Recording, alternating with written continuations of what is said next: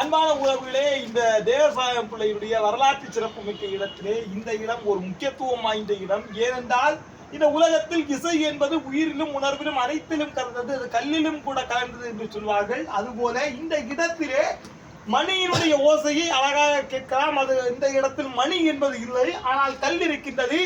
இந்த இடத்தினுடைய இந்த பாறையுடைய பெயர் மணி அடிச்சான் பாறை. ஏனென்றால் இந்த கல்லிலே ஒலி எழுப்புகின்ற போது அந்த ஒலியானது மணியை அடித்த ஒரு நாதத்தை கொடுக்கின்றதோ பாருங்கள்.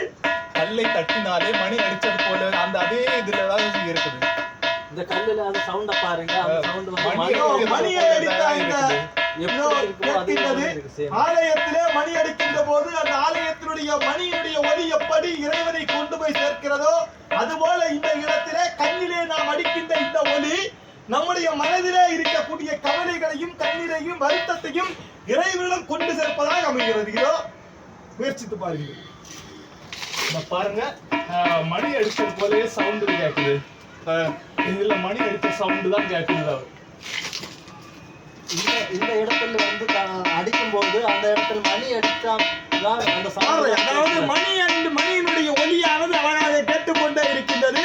இந்த ஒவ்வொரு இடமும் ஒரு வரலாற்று சிறப்பு மிக்க ஒரு புதிய ஒரு அனுபவத்தை, ஒரு புதிய ஒரு வரலாறை, ஒரு ஆன்மீகத்தை நமக்கு கற்றுக் கொடுக்கின்றது. இதோ